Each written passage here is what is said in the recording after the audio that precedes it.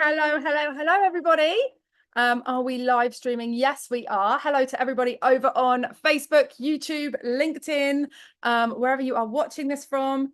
Hey, guys, this is the Rebellious Business Show. It is Wednesday, it's 10:30, and it's so good to see so many of your faces here because we are in the middle of a 5-day masterclass that me and Caroline have been running on Facebook Live without being able to see everyone, just chatting to you guys in the chat over on Facebook. So it's really good to be able to see some of your faces and be in the room with you.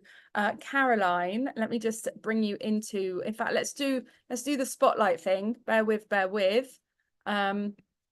Guys, we've got an incredible show lined up for you. I hope you're excited.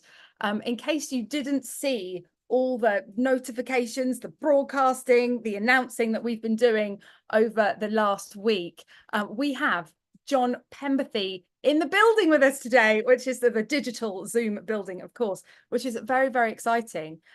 As you may have seen, I have been given the incredible honor to get to speak on John's stage in May. John is founder of Ad Clients and also the event AdCon, and is an absolute powerhouse when it comes to digital marketing, when it comes to YouTube advertising, when it comes to webinars, and when it comes to sales. And I'm just absolutely honored to have him with us here on the show today. And John, I'm going to add you in the spotlight if I may. Also, good morning. Of course, Karen. You can. Good morning again, Cordelia. We always do this as if we haven't just spent the last hour with each other and also the morning together as well. I'm doing all the sharies. Oh, thank you. Sharies. Are there any sharies I might have missed? Oh, I don't know. Oh, they're all over the place. Share everywhere, Caroline. Just share everywhere. Okay, now I get to look at the screen. Hi, John. It's nice to meet you. Although I feel like you've met me, well, I've met you about 1 million times because you have followed me over social media for a really long time. So it's quite nice to actually speak to you for once. So hi. Hello, it's great to be here. Thank you so much. Can I just check, because I'm currently at the venue for AdCon, funnily enough. Just behind this door is the ballroom. We've just been here mapping things out. So I've slipped away to the bar, and I'm hoping that audio is clear enough. There's no background noise. Is this okay? We're good. We can hear you loud and clear. Fantastic. And, I recognize the wall. I've been in that hotel times. Yes. Distinct wall. The distinct wall of Wembley. Yeah, I'm really excited for the event, John. I'm super excited. Guys, for those of you that haven't, if you don't know who John Pemberthy is, you must have been hiding under a rock somewhere. I mean, I don't know how. But just for those of you that don't know who John is, I gave you a bit of an introduction. The reason why I'm so excited to have John on today is because, of course, he's had incredible success with his business and his businesses over the last so many years, has generated millions in sales and has been just helping so many people overcome and with demystifying marketing, really simplifying things. John, I love the way you teach stuff. I love the way that you explain things. But one of the things I absolutely love about you, and the reason why I'm so excited to have you on the show with us this morning, is that your integrity and your values are outstanding in a world where there are so many marketing sharks. And that's, for me, is what really stands out for you. And so, I'm really interested to drill into kind of like your take on sales today and how you have, you talk about this anti-alpha sales strategy that you use. You generated 30 million over the last few years, but you do that in a way that is soulful, in a way that feels good, and in a way that supports people rather than chases people down.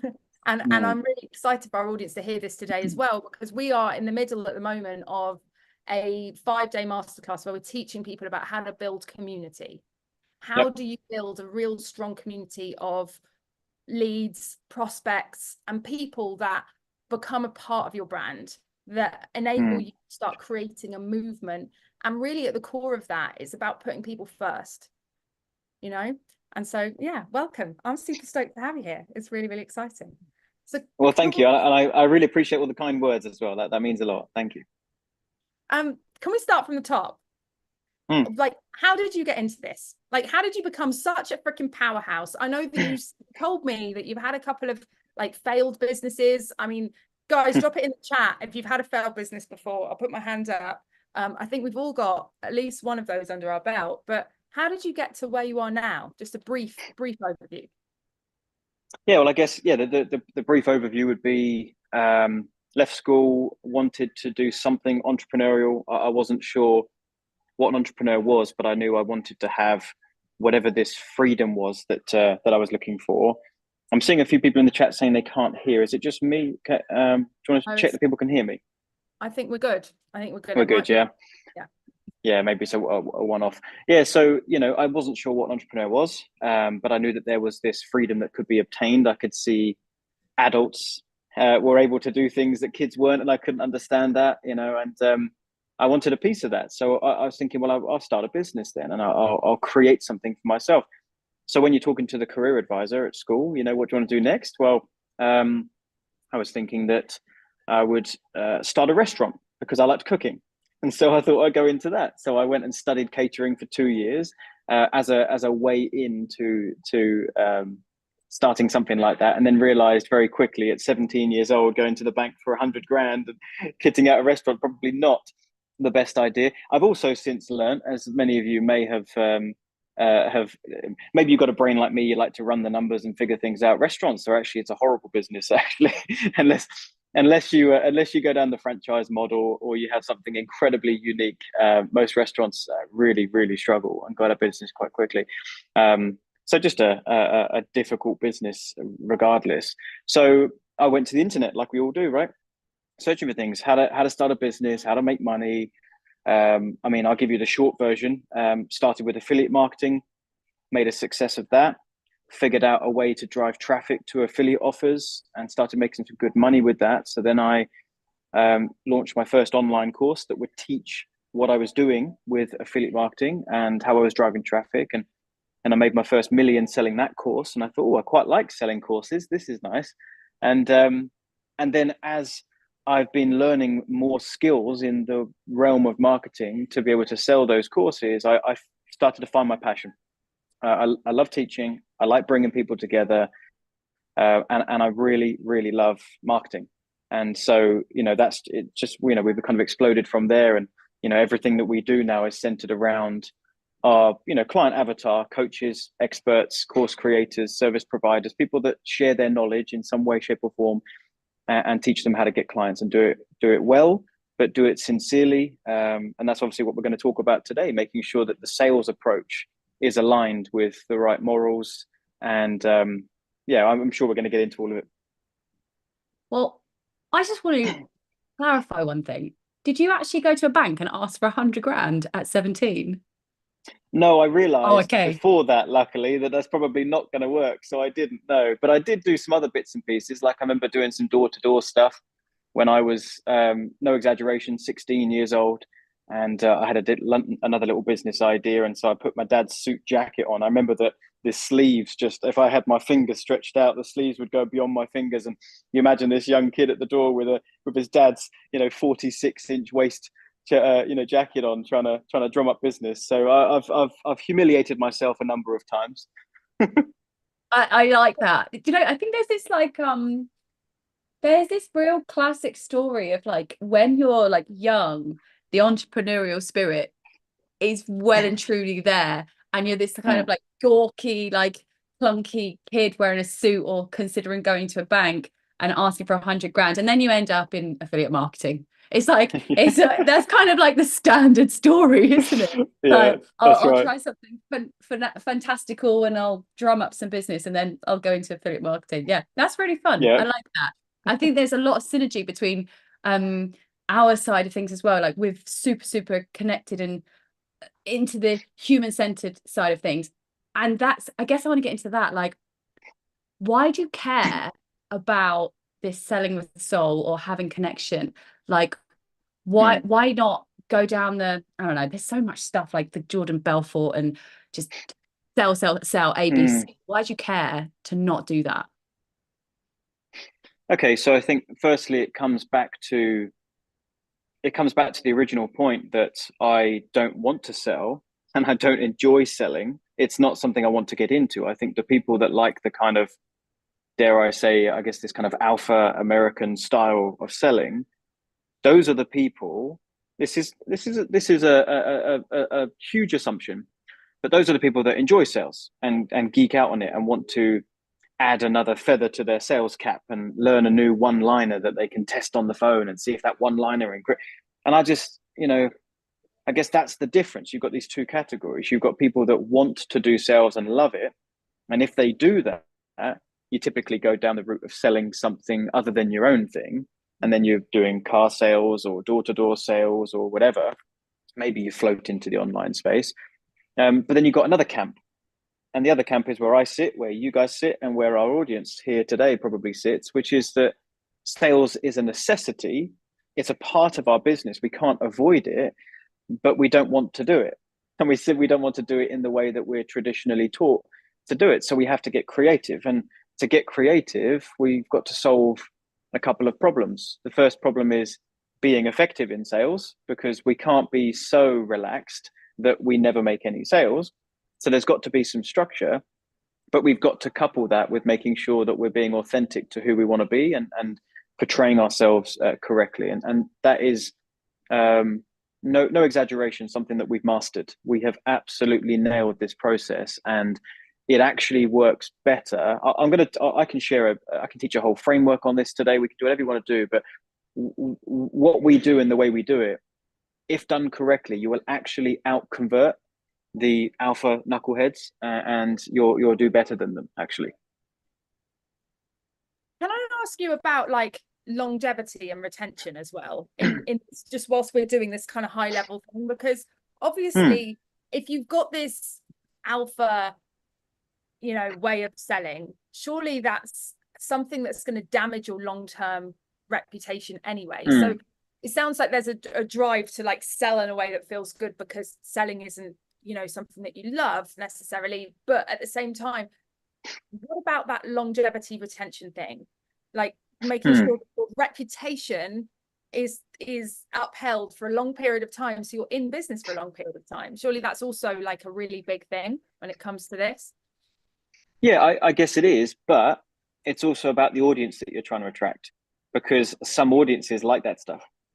So I think that's important to dial in. It's like, okay, so who do I want to attract? And now how can I relate to them where they're at and make sure that I am, of course, being effective in sales, but doing it in a way that they feel wonderful about the process? Because, just to name a couple of people, I guess you've got people like Grant Cardone, you've got that Elliot fella, I forget his name, Elliot Army or whatever all that's about.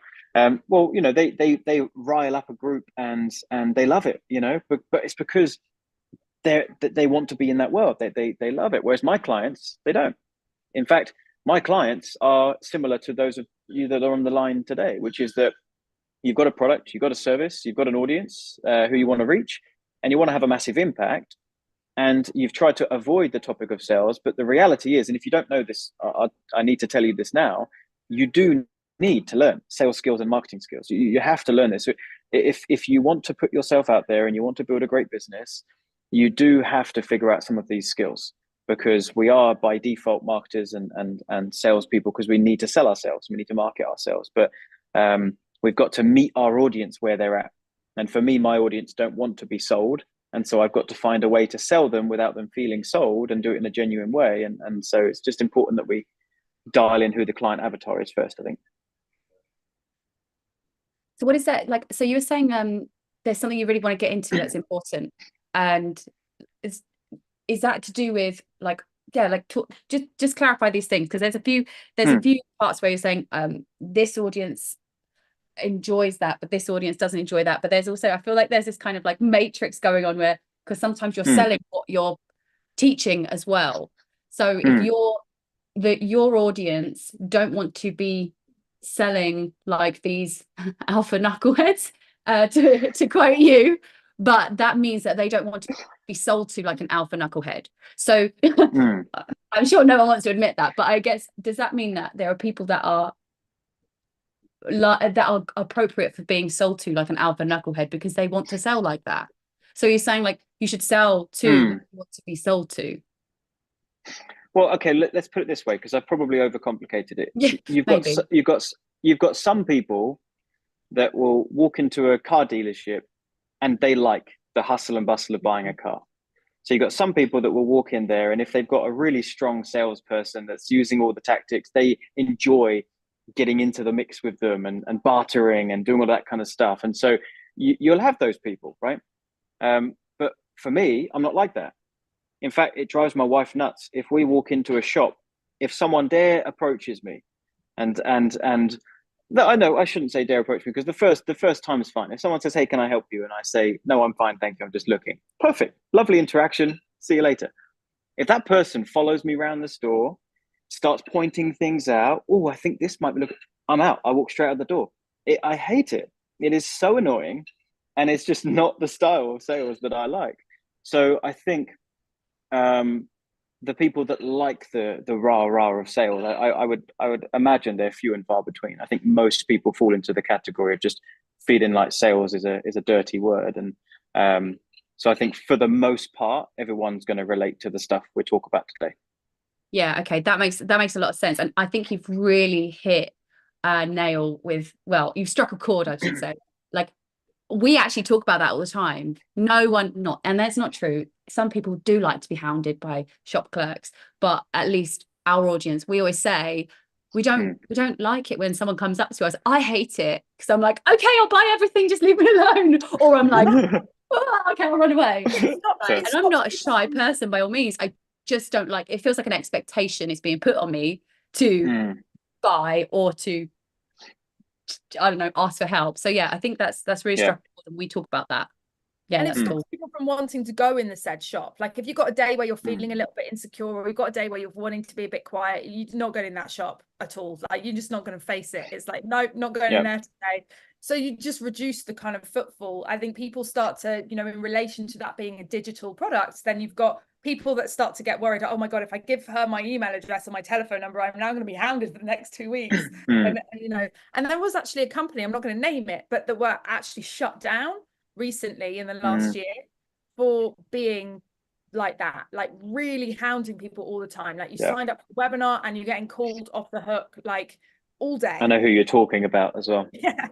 Yeah, and that was that for me, that longevity piece. It's like, I love my business and I love my people and I love this community and I want it to last and be alive for a time. And just the idea of, you know, being so short-sighted to hound people in that way, that you not only end up getting shut down, but you also reduce the quality of the community at the same time. Just well, if I can share a couple of extra things on that, because to put this into perspective, when we have people signing up for our coaching programs, it is not uncommon for us to hear this almost every time, where someone would say, you know, this has been the nicest sales process I've ever been through, and it's the reason I joined, because if this is how you do sales to get me in, then I want to learn how to do that to get my own clients. So people love the process. It feels so good to them. And furthermore, I don't know why you'd want to be so over the top, controlling and manipulative to get someone in, and then have the wrong person in your program, right? Like, if we can make the sales process authentic, then you get the right people in your program, and that fires you up as a business owner, because you wake up in the morning knowing who you're working with, you feel great. I don't want to wake up in the morning and think, oh, flipping heck, I've got Barbara to speak to today. Why on earth did Barbara join? Well, it's because I convinced her to join and she wasn't the right person, you know? So you got to, sorry if there's a Barbara listening, it's not personal. Lovely name. We do have a Barbara client. This is not about you, Barbara. This is not about you. We actually love Barbara. Barbara's bloody fantastic. Don't you make Barbara feel like it's about her. It's not. Barbara is a placeholder name, Barbs, if you're watching. We love you. Just to clarify.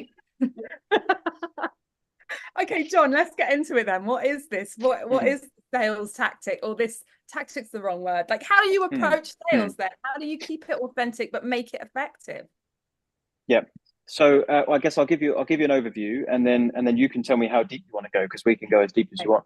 So I'll tell you how I came across this. So the way that everyone seems to teach sales in our industry is something called the one call close, right?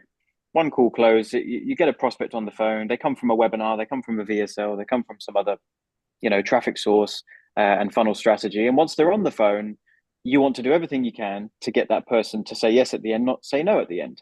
And so a lot of the sales scripts and sales tactics that we'd be learning in our industry is designed to say and do all the right things to keep hemming the prospect in until eventually they get to the end, and hopefully they say yes. And what ends up happening is you get to the point where you go through all this objection handling, which I'm sure your audience are familiar with. If you've ever been on the phone with a prospect, then if it's sounding good, you get to the end and you've got this objection handling. They've got fears, they've got concerns, they've got reasons why they don't want to do it, or not right now, and a lot of that comes quite simply just from fear. They're about to make a big decision and they feel fearful about it. And that's often why people want to get off the phone, right? If they say, let me think about it, or, I don't want to do this, it's just because they're starting to feel the pressure of this big decision they're about to make. And so they kind of just want to be relieved of that pressure.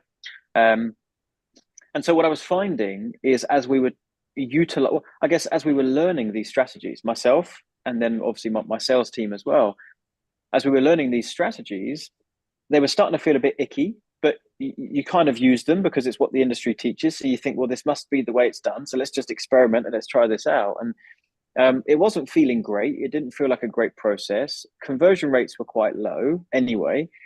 And what I was finding, and this is really, really important, is I was finding that although the one call at close is the thing we're attempting, we're still going to a second call anyway. Because if I was talking with you, Caroline, and we were having a conversation, it was going the right direction. We were deciding that, okay, we think it's a good fit here, but I'm using all the sales tactics to try to get you to say yes. And you just don't want to say yes on this first call. You want a bit more trust to be built. But here I am, the more I push you, the more I just keep using these slimy one-liners, the more you're actually starting to be put off from the process. And we end up going to a second call anyway. And in the end, I have to just go, right, if I push any further, I'm going to lose Caroline altogether. So I better let her off the phone and we have a second call. So we're having a second call anyway, but you're being left with not the best impression now because I've just pushed you a little bit. And so the conversion rate on the second call is quite low as well. And so what I was finding is, okay, a lot of these calls are going to second calls, and taking all of that into account, they're often going to third calls as well. And maybe the prospect just ghosts you and you don't even hear back from them. And so I'll tell you where we got to. We got to collectively as a sales team, we were down at around about 15% conversion, which to some people that might sound okay, but actually it's not. That means that you speak to 10 qualified prospects, because these aren't just any old 10 people. The way, this is a whole another episode, but the way we get clients is through webinars. We have a high ticket webinar framework, and that makes sure we qualify the right people. So when I talk about getting 10 people on the phone, this is not just grabbing Jill off the street. This is someone who's really well indoctrinated into our world and really wants to speak to us. And then of those 10, one or one and a half become a client, right? Well, that means that you're speaking to 9 people. If those calls are an hour, that's 9 hours of your time stretched over a few days of just exhausting conversations that don't go to anywhere. And so I thought, look, I'm gonna reinvent this whole thing, and I'm gonna do this in a way that feels right to me. And so I kind of made this up, but I made this up with. It's important to say this. My unique superpower, one of my key skills, is understanding people, is understanding persuasion, it's understanding how to connect with people, and that plays a big part in marketing. But I like that. I like, how do we move an audience, and how do we connect with people sincerely, but doing it where there is some strategy in there as well, so that we can grow our businesses. And so I figured I'm gonna make something up here, and I'm gonna just do it how I want to do it, but using some marketing tips and tricks along the way that I feel will work. And it took a bit of time. I was on the phones. I'm trying this out myself, and starting to see some success and honing in the framework and what needs to be said and how do we do it. And long story short, I got it working. It felt fantastic. I would get off every phone call thinking, I feel fired up. I don't feel dirty and like I need to go take a shower after that sales call. I actually feel like I'm feeling pretty good. This felt awesome. The prospect is loving the process. Everything's just awesome. And then I taught it to my sales team, and it took a while for them to get it. We had to get rid of some old habits and teach them some new stuff. And they started to get it this month. So we're recording this in March. This month to date, my average across our sales team is 44%. So we've gone from 15% to 44%, and we're talking about hundreds of thousands a month. Okay, so I think this month we'll probably finish on about 550,000, something like that. So we're talking about big numbers as well. So there's proof of concept. It's not just a one-off, sale, and the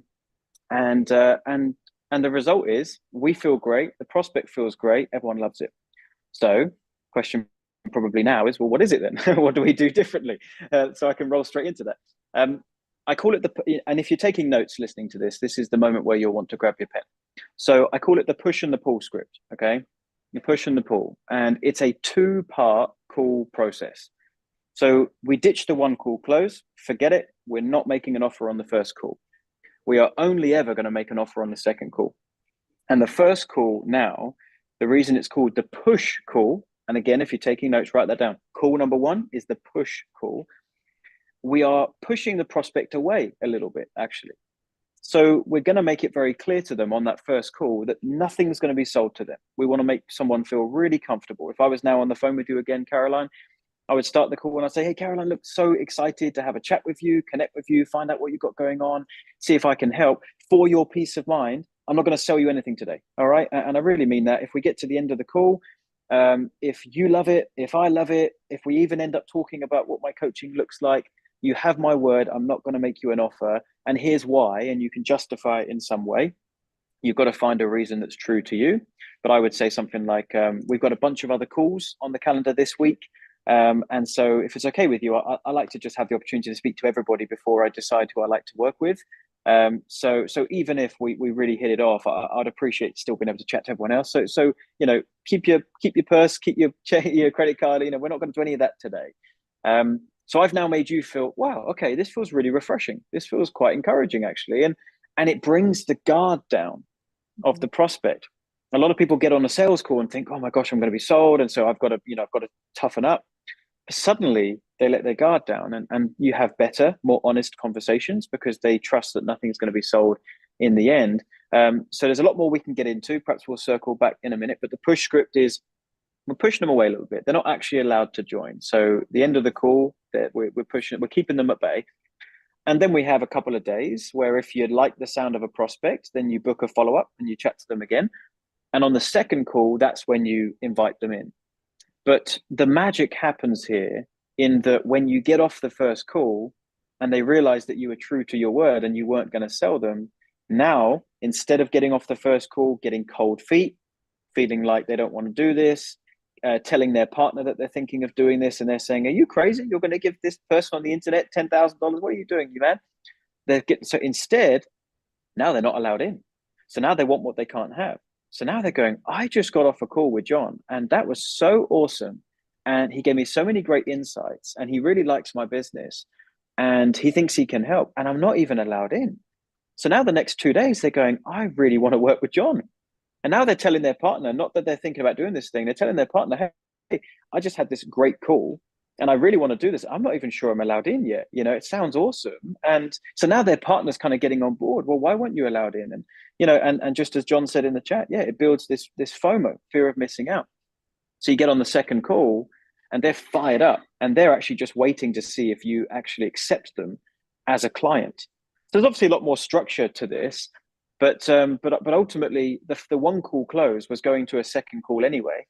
So to do my push and pull approach doesn't take any more time. Same amount of time. It's just we've rearranged the way we do it, and everyone feels great.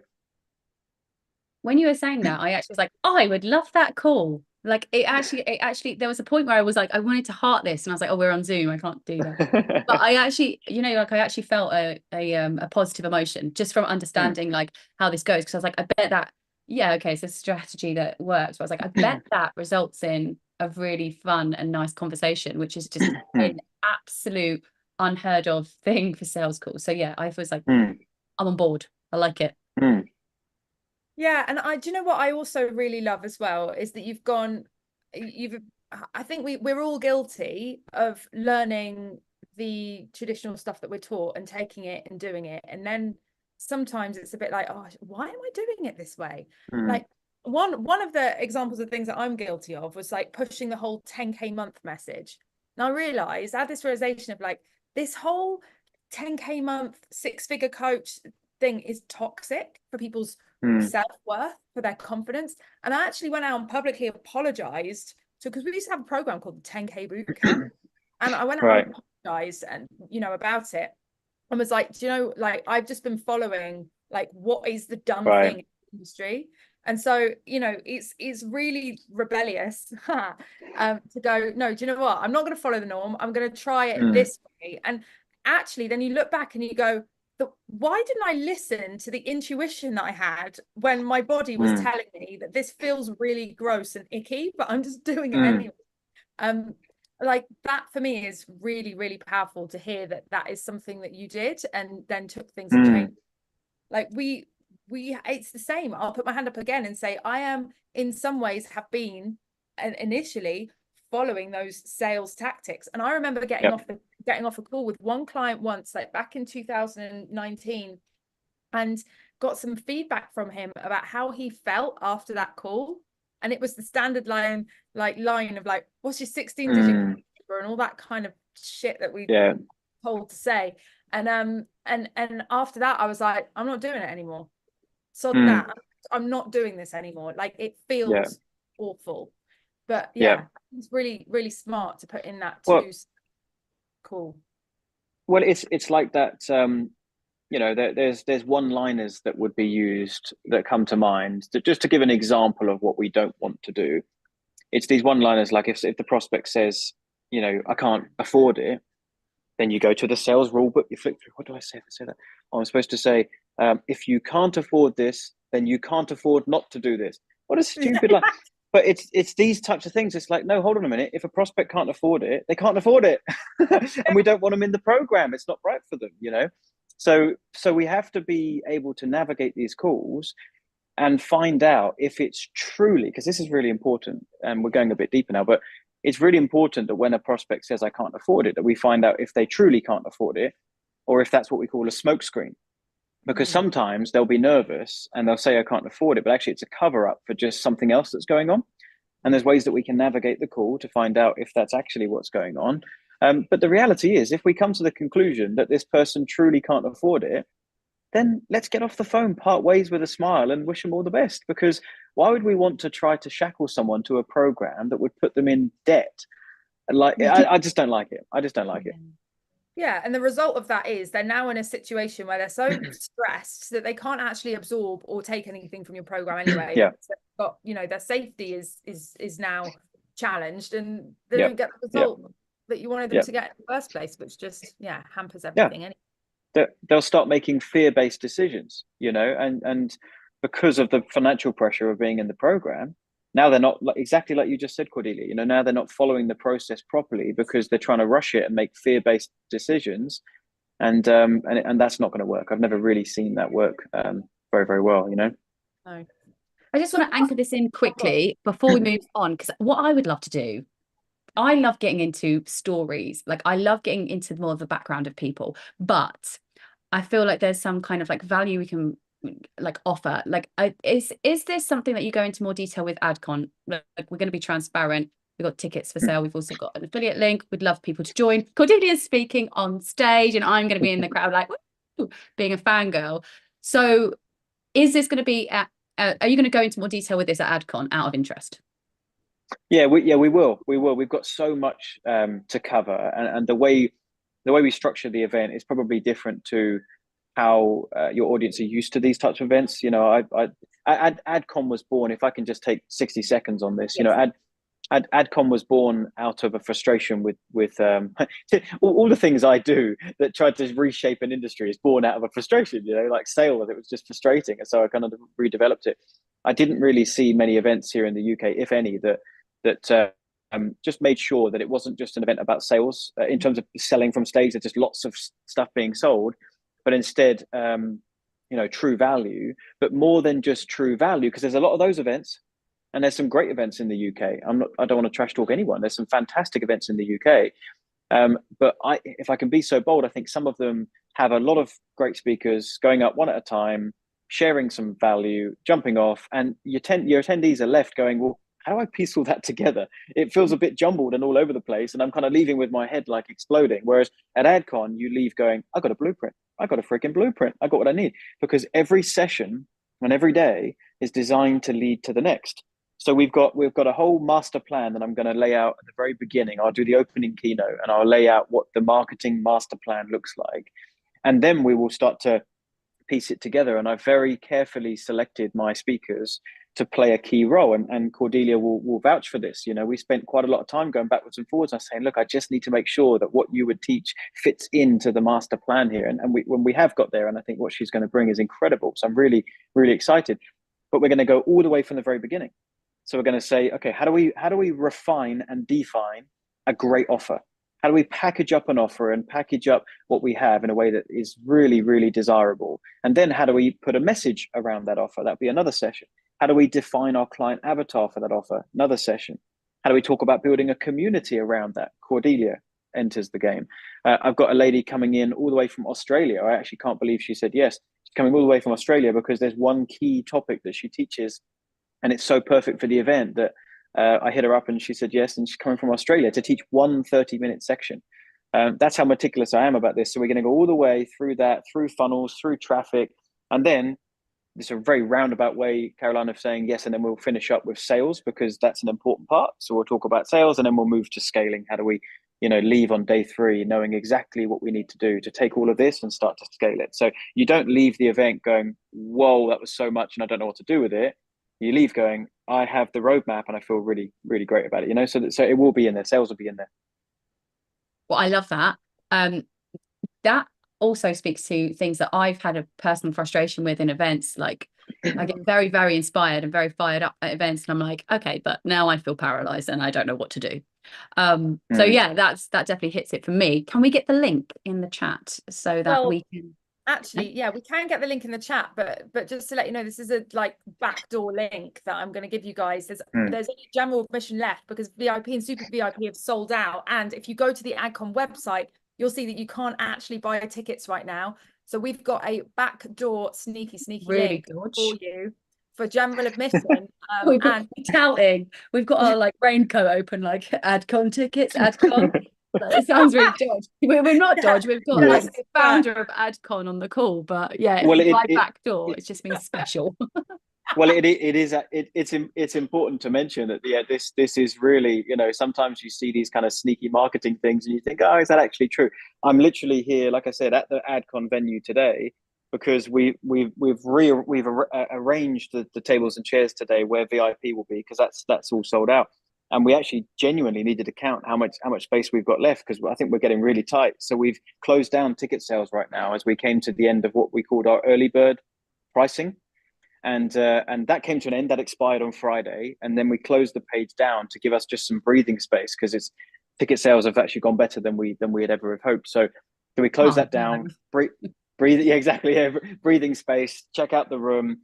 But for those of you that are here, we know that we're going to have space for the 5 or 10 of you that will probably grab a ticket today. We've definitely got space for that. So I arranged with Cordelia. We'll give you the early bird price that has now expired. We'll still give you that. Any space we have left will reopen at a significantly higher price. And we've also done a 20% coupon. So, I mean, it's peanuts. We lose money on tickets. I mean, we're spending £500,000 on this event. We go crazy. So it's going to be an experience.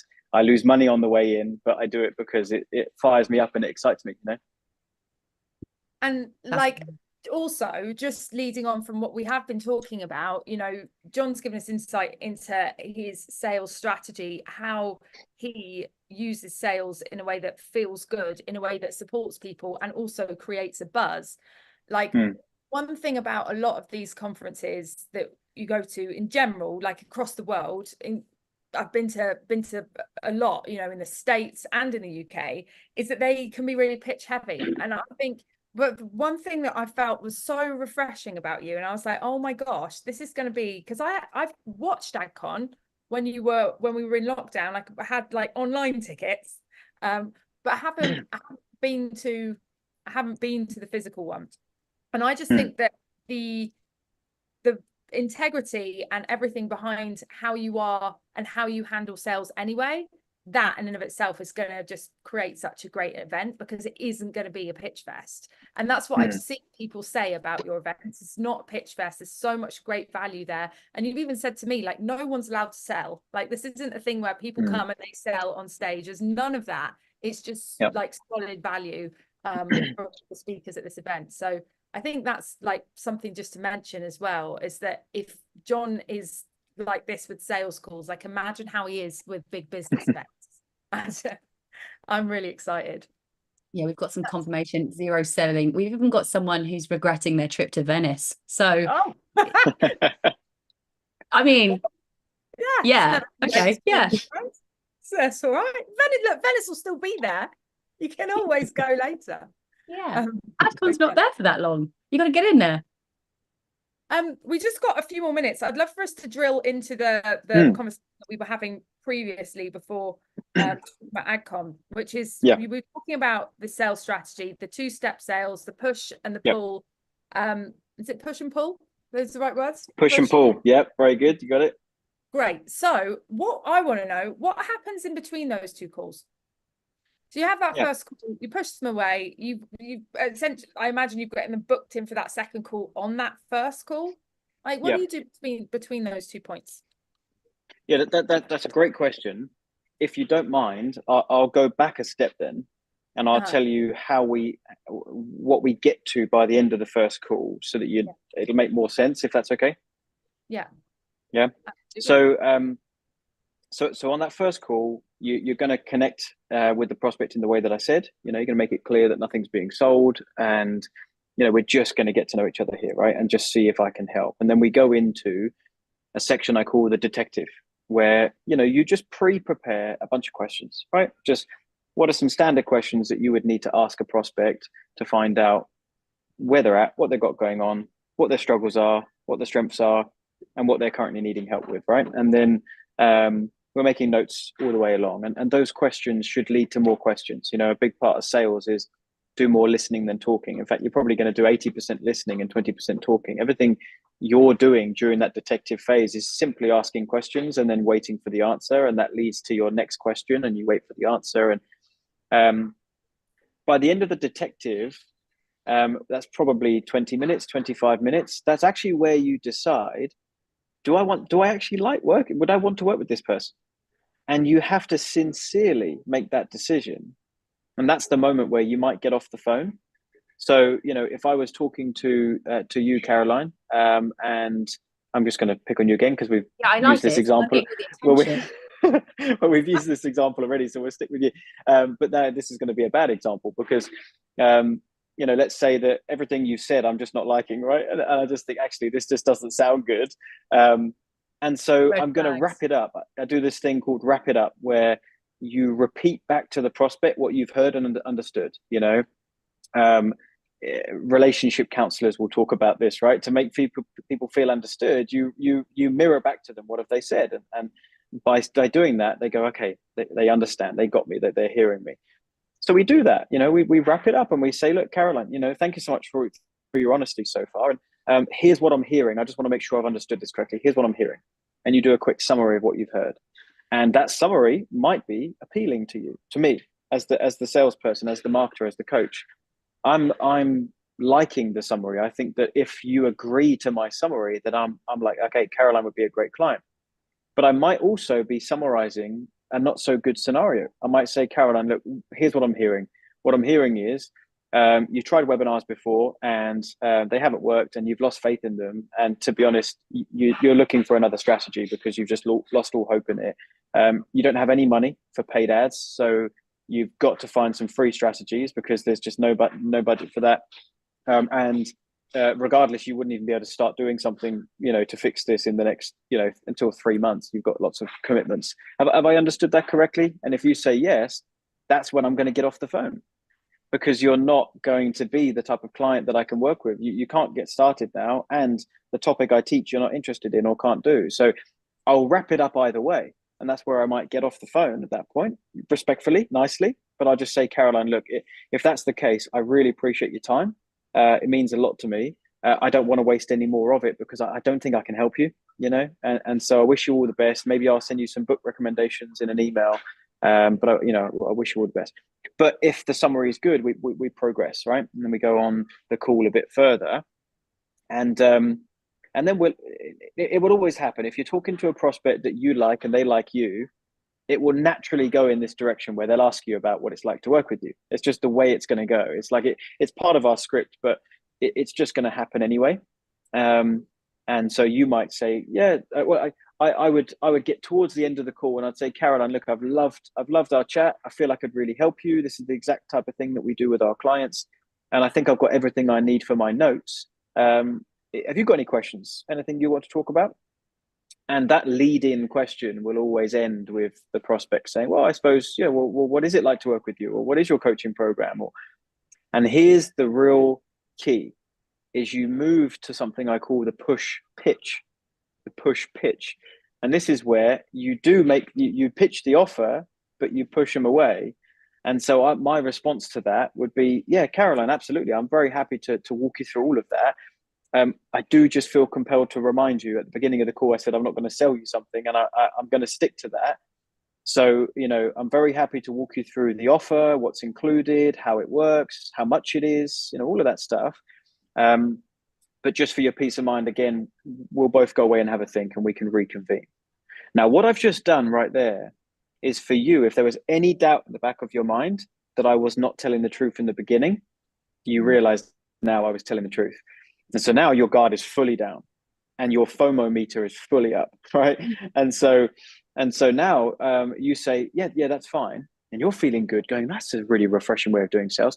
And my response to that, awesome. Okay, great. As long as you know that, then if you're ready, get a pen and paper, because I'm going to whiz you through this and it's really exciting. Here's what it's like to be a client. Here's what you get. Here's what happens. Here's the resources. Here's what we're going to do. Here's the goal. Here's what we do with you. Caroline, you said your biggest problem is this, and we've got a resource for that. We've got this, we've got this, we've got this. And then you just sell your heart out.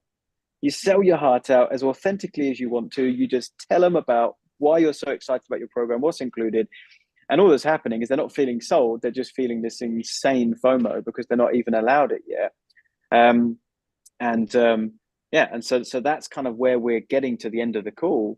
Is now they're not allowed it, but they're going to really, really want it. And then you answer all their questions. You get a few tie downs. You just make sure that if they're accepted, that they would want this. And if they're accepted, what payment option would they be looking to do? If they're accepted, how quickly would they be looking to start? So we get some of those tie downs, and then we reconvene in a couple of days. And I find 1 to 2 days is a nice amount of time, because let's not forget, you go through this whole process, but you may want to actually go away and think about it. And this is the part that we don't often talk about is, I'm talking with Caroline and everything's sounding good, but I genuinely just want to go and get a bit of headspace. I do my best thinking when I'm not in a conversation where there's a need for immediate response. I like to gather information without saying much, and then I like to go away and think. So I might want to just, do the push pitch, get all that, on the table, but I might genuinely want to go away and have a think about all that you've said, Caroline, and whether I actually want to work with you. Because for some of the people listening, you might have limited spaces to work with you, right? And if you've got a good marketing machine, which you'll learn about at AdCon, and you'll learn all the pieces that you need to get high quality calls booked, then you might genuinely be in a position where you can't accept everybody. And if that's the case, then you get to choose who you want to work with. So you get to go away and have a think as well and reconvene in a couple of days. And so circling back to your original question, Cordelia, we do all of that. We get off the phone. Everyone feels great. We've booked a second call. We're going to talk in 2 days' time. And all that's happening for them is they're just getting excited and waiting to see if they're accepted. Awesome. Now, one thing that I think is a bit confusing is that when you tell them that, you've got all these other calls booked in, you just said 2 days' time. So how are you communicating that you're having all those calls before you jump on the follow-up? Yeah, very good. So there's a couple of ways that you can do this. Number one is you can have the time between the first call and the second call, I guess, match up with the other calls you've got on your calendar. So if you've really got truly a very, very busy week, then you might actually decide, you know what, I'm speaking to this prospect on a Monday and I can't speak to him again till Friday. I really do need to get through all of these calls. So 2 days is just, I guess, a helpful number just for everyone to just write down if they're starting from scratch. But if depending on how busy you are, you'll extend that period of time. And if you've just got a couple of calls tomorrow, then that part of the process, you might just say, look, I've got a couple of calls tomorrow, so I'd just like to be able to speak to those people, and then we can reconvene at the end of tomorrow once I've spoken to them. So you base it around what's going on in the business. Yeah, because it's like you bring in a cohort of sales calls off the back of a webinar that's happening once a month, for instance, and then all of those calls. Okay, I'm with you. I get it. I'm on board. But here's another strategy, Cordelia, because some of your listeners might be saying, but John, what do I do if this is my only call on the calendar and there's no one else? And then I would be telling a porky if I was to say that. There's other ways to do it. I'll give you another example. But then there's loads of different ways to do it. You just got to find a way to justify the reason to get off the phone that's true to the business, right? So it could be I'll give you two more examples. I'll give you two. And then I think we've covered everyone on the line and would have some reason to give. So the other idea might be to say that you want to check with the team. If anyone on the line has a team, maybe you've just got a personal assistant. They are your excuse now. So you say, look, I've just got an arrangement with my team that every time I take these calls, I would just always share my notes with them. And we always make a collective, team decision. So I just want to check with this is all sounding great. I love our chat. This is awesome. I would just like the opportunity to just share my notes with the team and see what they think. So that's another example. And then a third example can quite simply and quite honestly just be that you want to go away and have a think, that's just the type of person that you are. And the prospect will be hearing that and thinking, yeah, that's me too. So you can just quite simply say, look, Caroline, loving this call. I really feel like we could do something together. I'm quite excited about this. If it's okay with you, I do my best thinking when I just have a bit of space. And so I would appreciate if we could just take, I don't know, just 24 hours. Would you mind if I just sit with these notes? And I'd like to do a bit of further research on your business and what you've got going on. And I just want to make sure that I'm fully confident that I could help. And perhaps you'd like the opportunity to go away and think as well. And they'll say yes. And you say, awesome. So let's do that. Shall we reconvene in 24 hours? So, pick one of those three and that covers everybody. That's great. I really like that. I actually, I like the idea of just being like, we've had a really in-depth conversation and I told you I wasn't going to sell to you. I actually quite like the idea of going, look, I would actually like to have a sales conversation next. But let's have like a break. Let's just like take some time out. Like, how do you feel about saying, oh, okay, I think with one of our clients yesterday, I had a call when they were talking about approaching a sales conversation, but there was a sort of a value offer wedge. So the point of this person being on the sales conversation with her was to receive some free value. And she's like, well, how do I get into the sales conversation? And I was like, okay, we'll just be transparent. Say, the purpose of this call is to give you value. However, I think you'd be great as a client, and I would love an opportunity to talk to you about my offer at the end and ask for permission to have a sales conversation. So what's your thoughts about actually saying next we can talk about sales, but this is your sort of honored space? I don't think you need to do that. And I don't actually think it'll be as effective, because we tried lots of these different approaches, and one of the things that we tried was keeping those two things separate. But you do want to get in that first call, you do want to talk about the offer and share it. But keep in mind, what you've just presented there is the idea, okay, we're going to keep the first call value and the second call sales. I don't think it needs to be as black and white as that. You can start to build the desire for your program without the sales. So you can kind of blend the two, because what I just described to you there, and of course we're limited for time, but if you were to listen in on one of these sales calls and how they happen, the first call sounds like just tremendous value, so comfortable, everything's wonderful, but they leave the call knowing what the offer is, knowing how much it is, and now kind of wanting it. But there was no hint of sales behavior. There was no hint of pushiness. There's just no hint of it. So I think you can kill two birds with one stone. Yeah. Oh, we've been trying to replace that phrase this week, John. Oh, yeah. There are all these like really inhumane phrases that we all use, like so many ways to skin a cat, like how to kill all the birds with one stone. And we've been trying. The best alternative we've got at the moment is grow an entire garden from one seed. Yeah, fair enough. Yes, we need better. Feed two birds with one seed. Yeah, I don't know. It doesn't have the same. Sounds like ring to it. rationing, doesn't it? Sounds... Anyway, John, thank you so much, guys. I mean, if this doesn't give you, if you hadn't met John before and you didn't have an insight into how awesome he was, like, I hope this has given you that. What an absolute legend! Yeah. It's been an honor to have you on the show today. And I'm really, really looking forward to AdCon. I know we've got a lot of Rebels who already had tickets to AdCon who will be there, which is super exciting. And yeah, really looking forward to seeing you guys at AdCon. And if you haven't got your ticket yet and you want to come, you have a short window to go and grab the early bird. What is it that you've given them again, John? Just outline it for me one more time. Yeah, absolutely. So early bird ticket price expired on Friday. That's gone for good. We've temporarily closed down ticket sales. So if you go to adcon.co.uk,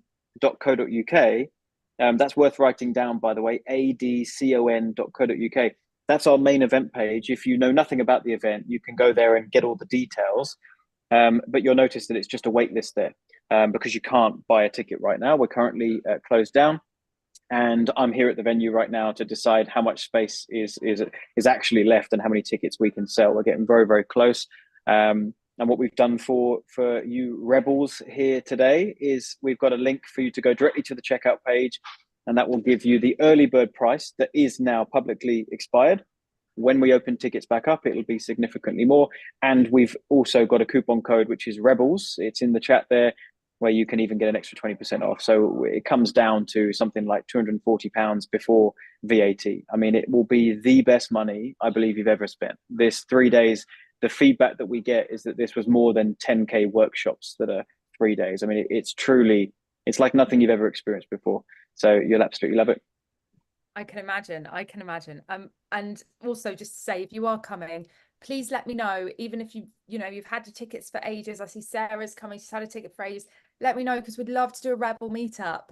Love doing events like this. We'll go to Wagamama's one evening or figure out a way that fits in with John's schedule to have a Rebel meetup. And if anyone is going to AdCon for the first time on their own, let us know, because we will make sure that you've got someone to walk into the event with. It could be really, really daunting, but you don't need to walk in alone. We've got people going and we're going to get together. So please do let me know. If you consider yourself a Rebel and you want to hang out with the Rebels at AdCon, let me know that you're coming, and we will make sure that you are not there alone if it is your first time as well. John, thank you for your time. You're really, really busy at the moment. I can't imagine how bloody mental it is being in the run up to the huge event you're putting on. Found the time to come and speak with the Rebels. I really, really appreciate that. It's been really, really insightful, and you've added so much. I'm ready. You've added so much value as well. It's been so very tangible. Right. Love that. Yeah. Like, it's very practical, very tangible, and I think you really spoke to the pains that our audience struggle with, and I think really related with them as well. Like, I don't often hear people talk about sales, not necessarily just integrity, but with like connecting to what a lot of people, normal people, because they're the people that run businesses, struggle with. And I think that you really connected with the genuine problems and outlined a way to overcome that. So I think it's amazing content that you've provided for us today, and some real tangible, practical benefits. I'm very excited to see you at AdCon. It's going to be great. Thank you. Thanks very much. I really appreciate that. And it might be worth saying, I know that when you leave an interview like this, where we've just hashed out a topic, it can feel a bit discombobulated because we've just talked about two different scripts. I do have a framework that visually represents call number one, call number two, and tells you exactly what to say all the way along. I can give that to your community for free if that would be helpful. So I'll connect with you, Cordelia, send you a link, and then they can get access to those two frameworks, so you can visually see what we've been talking about, and you can get that for free. Yes, I'm a visual person. I would love that, and I'm sure our guys would love that as well. So yeah, thank you so much. Please send that to me, and I'll drop that in the Facebook group, guys. I will drop it in the Facebook group, so check back. I'll put it in the featured section. Thank you very much. Right, well, that is a wrap. We are going to be back live in the Rebellious Business Network group tomorrow for day 4 of building a thriving digital community. And we hope to see each and every one of you, or as many of you as possible, at AdCon. But whichever event we see you at in the next coming days, weeks, months, have an amazing time between now and then, and we can't wait to see you then. Lots and lots of love, guys. Speak to you very soon. Bye, John. See you Thanks, later. guys. Bye. Bye.